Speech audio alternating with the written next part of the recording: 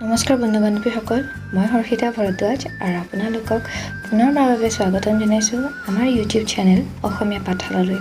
বেলেগতকৈ অলপ বেলেগ। আজি মই আপোনালোকক বুজাবলৈ গৈ আছোঁ নৱম শ্ৰেণীৰ ইংৰাজী পাঠ্যক্ৰমৰ দ্বিতীয় অধ্যায় the sound of music part 2। পাঠটিৰ শিৰোনাম দ্য চেনাই অফ বিছমিল্লা খান। বিছমিল্লা খান এজন প্ৰসিদ্ধ চেনাই বাদক আছিলে। মিউজিকৰ প্ৰতি থকা সন্মান, সান্নিধ্য আৰু চেষ্টাৰ জৰিয়তে তেখেতক ৰাষ্ট্ৰীয় পৰ্যায়তে নহয় আন্তঃৰাষ্ট্ৰীয় পৰ্যায়তো নিজৰ নাম সোণালী আখৰেৰে লিখিবলৈ সক্ষম হৈছিলে। তেন্তে আহক তেওঁৰ বিষয়ে জানিবলৈ পাঠটিৰ মাজতে সোমাই যাওঁ।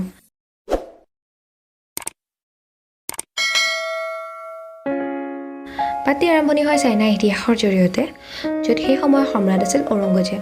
তেখেতে সেই কালত প্ৰচলিত পুংগী নামৰ বাদ্যবিধক শুনি ভাল পোৱা নাছিলে। তেখেতে সেই বাদ্যৰ ধ্বনিৰ দ্বাৰা অস্বস্তি বোধ কৰিছিল। সেয়ে তেখেতে সমগ্ৰ ৰাজপ্ৰসাদত এই বাদ্য বেন মানে নিষিদ্ধ কৰি দিছিলে। আৰু পুংগী ইনষ্ট্ৰুমেণ্ট বেন এনেদৰে হৈ গৈছিল যে মানুহৰ মনত আহিবলৈ লৈছিল পুংগী ইনষ্ট্ৰুমেণ্ট এটা নইজ মেকাৰ ইনষ্ট্ৰুমেণ্ট, মানে তাৰ দ্বাৰা এক অস্বস্তিকৰ ধ্বনিৰ সৃষ্টি হয়। কিন্তু তাতে এটা পৰিয়াল আছিল যি মিউজিচিয়ান আছিলে, আৰু সেই পৰিয়ালৰে এজন নাপিত আছিল যাৰ ৰাজপ্ৰসাদত অহা যোৱা চলি থাকে। সেই নাপিতজনে ভাবিলে যে তেওঁ পুংগীৰ ধ্বনি বা চাউণ্ডক ভাল কৰিবলৈ চেষ্টা কৰিব। এদিন তেখেতে এডাল বাঁহ ল'লে, যিডাল পুংগীতকৈ যথেষ্ট গুণে দীঘল আৰু ডাঙৰ আছিলে। তাত তেখেতে 7টা ফুটা কৰিলে।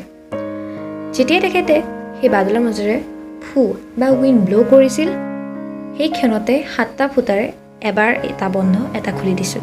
মানে বাঁহী বজাওঁতে যেনেদৰে এটা বন্ধ এটা খোলা হয়, ঠিক তেনেদৰে তেখেতে থিৰাং কৰিলে যে তেওঁ এই বাদ্যবিধৰ ৰাজপ্ৰসাদত বজাই শুনাব।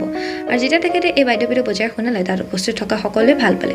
তেওঁলোকে ক'লে যে এই বাদ্যবিধৰ ধ্বনি পুংগীতকৈ যথেষ্ট গুণে পৃথক, গতিকে ইয়াৰ এক নতুন নাম দিয়া হওক। যিহেতু এই বাদ্যবিধ পোনপ্ৰথমবাৰৰ বাবে ৰাজপ্ৰসাদত উপস্থিত থকা শ্বাহ অৰ্থাৎ সম্ৰাটৰ আগত বজোৱা হৈছিল, আৰু এই বাদ্যবিধক বুজিছিল এজন নাই অৰ্থাৎ নাপিতে, গতিকে এই বাদ্যবিধক নাম দিয়া হ'ল চেহনাই। তাৰ পাছৰে পৰাই এই বাদ্যক অস্পিচিয়াছ ইনষ্ট্ৰুমেণ্ট অৰ্থাৎ মংগলজনক বাদ্য হিচাপে মানা হ'ল, আৰু ইয়াক মংগলজনক কাৰ্যতে ব্যৱহাৰ কৰা হ'ল, যেনে মঠ মন্দিৰ, নৰ্থ ইণ্ডিয়াৰ বিয়া আদিত। লাহে লাহে এই বাদ্য নবদত স্থান পাবলৈ ল'লে। নবদ যাৰ অৰ্থ হ'ল ৰাজপ্ৰসাদত বজোৱা 9বিধ বাদ্য, য'ত চেহনাইকো সন্মিলিত কৰা হৈছিল। বিছমিল্লা খানক উস্তাদ বুলি সম্বোধন কৰা হৈছিল, আৰু পিছলৈ তেখেতক খান চাহাব বুলি সম্বোধন কৰা হয়। চেহনাই ইনষ্ট্ৰুমেণ্টক উস্তাদ বিছমিল্লা খানে ক্লাছিকেল ষ্টেজলৈ লৈ গৈছিল। 21 মাৰ্চ 1916 চনত তেখেতে ৱেল ন'ন মিউজিচিয়ান ফেমিলি বিহাৰত জন্মগ্ৰহণ কৰে। তেখেতৰ ককাক ৰছুল বক্স খান এজন চেহনাই নৱাজ আছিল ভোজপুৰ ৰজাৰ ৰাজপ্ৰসাদত।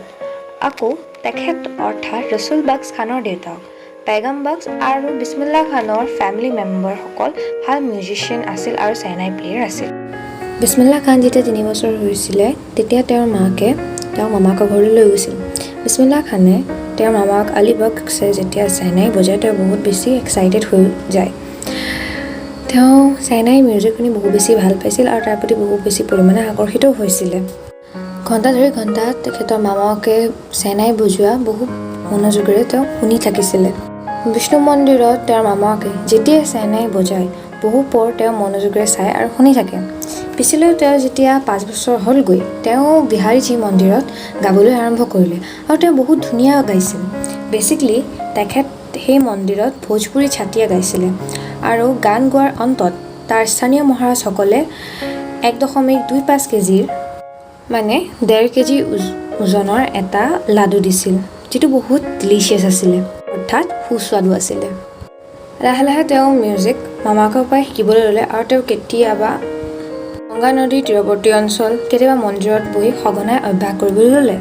তেওঁ 14 বছৰ বয়সত তেওঁ আৰু তেওঁৰ মামাকৰ লগত এলাহাবাদ মিউজিক কনফাৰেন্সলৈ গৈছিল, য'ত তেওঁ আৰু তেওঁৰ মামাকে একেলগে বজাইছিলে আৰু গাইছিলে। পাৰফৰ্মেন্সৰ অন্তত তাত উপস্থিত থকা উস্তাদ ফয়েজ খানে তেওঁক উৎসাহিত কৰি কৈছিল যে তেওঁ বহুত আগলৈকে যাব যদিহে তেওঁ কষ্ট কৰে।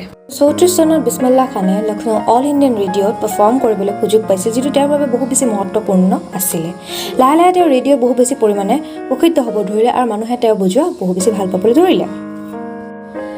আৰু 1947 চনৰ 15 আগষ্টত যেতিয়া ভাৰতবৰ্ষ স্বাধীন হৈছিল, তেতিয়া বিছমিল্লা খানে চেহনাইৰ জৰিয়তে এই দিনটি সোণতে সুৱগা কৰি তুলিছিলে। আৰু সেই পাৰফৰ্মেন্সত দৰ্শক হিচাপে উপস্থিত আছিল বহু বিখ্যাত লোক যেনে মহাত্মা গান্ধী, জৱাহৰলাল নেহৰু আদি। লাহে লাহে ৰাষ্ট্ৰীয় পৰ্যায়তে নহয় আন্তঃৰাষ্ট্ৰীয় পৰ্যায়তে তেখেতে পাৰফৰ্ম কৰিবলগীয়া। তেওঁৰ জীৱনত পাৰফৰ্ম কৰা প্ৰথমখন বিদেশী ৰাষ্ট্ৰ আছিল আফগানিস্তান। তাত তেওঁৰ পাৰফৰ্মেঞ্চ ইমানেই বেছি ভাল আছিল যে সেই সময়ৰ আফগানিস্তানৰ ৰজাই তেওঁক পাৰ্চিয়ান কাৰ্পেট পুৰস্কাৰ হিচাপে দিছিলে। বহুত মানুহে তেওঁৰ সংগীতক প্ৰশংসা কৰি পাৰ পোৱা নাছিল। এজন ছবি নিৰ্মাতা বা ফিল্ম মেকাৰ আছিল বিজয় ভাট। তেওঁ বিছমিল্লা খানৰ দ্বাৰা ইমান বেছি ইনস্পায়াৰ্ড আছিল যে তেওঁ এখন ফিল্ম বনালে যাৰ নাম দিয়া হৈছিলে গুঞ্জুজি চেহনাই। আৰু সেই ফিল্মখনত উস্তাদ বিছমিল্লা খানে এটা গানো গাইছিল যিটো বহুত বেছি ফেমাছ বা প্ৰসিদ্ধ আছিল। কিন্তু ইমান বেছি জনাজাত হোৱা স্বত্তেও তেওঁ কেৱল দুখনহে ছবিত কাম কৰিছে, এখন গুঞ্জ উঠি চেহনাই আৰু আনখন সনাদি আপানন। বিছমিল্লা খানে ইমান কম ফিল্মত কাম কৰাৰ কাৰণ আছিলে তেওঁ ভাবিছিলে যে গ্লেমাৰ সেই পৃথিৱীখন তেওঁৰ বাবে নহয়, ইয়াত তেওঁ কমফৰ্টেবলো নাছিলে। তেওঁ বহুতো বিদেশী ৰাষ্ট্ৰত পাৰফৰ্ম কৰিছিলে। তাৰ ভিতৰত কিছুমান বিখ্যাত স্থান হৈছে লিংকন কেনেল হল USA, য'ত তেওঁ প্ৰথম ভাৰতীয় যাক এক বিখ্যাত স্থানত পাৰফৰ্ম কৰিবলৈ মতা হৈছিল। আৰু তেখেতে ৱৰ্ল্ড এক্সপ্ল'জিশ্যন মণ্ট্ৰিয়েলত পাৰফৰ্ম কৰিছিলে, কেনিজ আৰ্ট ফেষ্টিভেল আৰু ওচাকা ট্ৰেড ফেয়াৰত পাৰফৰ্ম কৰিছিলে। তেওঁ লাহে লাহে আন্তঃৰাষ্ট্ৰীয় পৰ্যায়ত ইমান বেছি প্ৰসিদ্ধ হৈ গৈছিল যে তেহৰাণৰ এটা প্ৰেক্ষাগৃহত বা অডিটৰিয়ামৰ নাম দিয়া হৈছিল তাহাৰ মস্কিউ বিছমিল্লা খান। সংগীতজ্ঞ চৰ্চাৰ দ্বাৰা তেওঁ পদ্মশ্ৰী, পদ্মভূষণ আৰু পদ্মবিভূষণ পাবলৈ সক্ষম হৈছিল। আৰু 2001 চনত তেখেতে ভাৰতবৰ্ষৰ সৰ্বোচ্চ সন্মানিত বঁটা ভাৰত ৰত্ন পাবলৈ সক্ষম হৈছিল। তেখেতে যেতিয়া এই বঁটা গ্ৰহণ কৰিছিলে তেতিয়া তেখেতে কৈছিলে যে ভাৰতৰ প্ৰতিটো পৰিয়ালে তেওঁলোকৰ সন্তানক মিউজিকৰ ভাল পাবলৈ শিকাব লাগে, কাৰণ ই ভাৰতবৰ্ষৰ এটা মূল্যৱান ট্ৰেডিশ্যন। তাৰপিছত উল্লেখ আছে যে বিছমিল্লা খানৰ সবাতোকৈ ভাল লগা দুটি স্থান বানাৰস আৰু জুমৰা। তেওঁ পৃথিৱীৰ যিটো কোণাতে নাথাকক কিয় তেওঁৰ এই দুটি স্থান অতিকৈ প্ৰিয়। এবাৰ তেওঁক USA এজন ছাত্ৰই কৈছিলে যে USA হলত আহি পাৰফৰ্ম কৰক আৰু তাত চেন্নাই ইনষ্টিটিউট খুলি তাৰ হেড হওক। লগতে সেই ছাত্ৰজনে বিছমিল্লা খানক প্ৰতিজ্ঞাও দিছিল যে তেওঁ সেই হলটোত বনাৰসৰ দৰে এটা পৰিৱেশ বনাই দিব। আৰু বিছমিল্লা খানে তাৰ প্ৰত্যুত্তৰ দিছিল, তুমি তাত গংগা নদীকো লৈ আহিব পাৰিবা জানো? যাৰ দ্বাৰা প্ৰতিফলিত হ'ল যে তেওঁ বনাৰস আৰু জুমৰাক কিমান ভাল পাইছিল। আৰু ইয়াতে বিছমিল্লা খানৰ পাঠটিৰ অন্ত পৰিলে।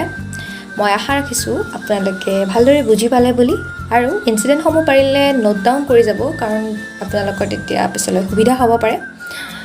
আমি পুনৰ লগ পাম এটা নতুন চেপ্টাৰ লৈ। তেতিয়ালৈকে আমাৰ চেনেলটো লাইক কৰক, শ্বেয়াৰ কৰক, কমেণ্ট কৰক আৰু আমাৰ চেনেলটো ছাবস্ক্ৰাইব কৰক। ছাবস্ক্ৰাইবৰ ওচৰত থকা বেল আইকনটো দবাই দিয়ক যাতে আহিবলগীয়া নতুন ভিডিঅ'সমূহ আপোনালোকৰ ন'টিফিকেশ্যন বক্সত থাকে। তেতিয়াহ'লে টেক কেয়াৰ, বাই বাই।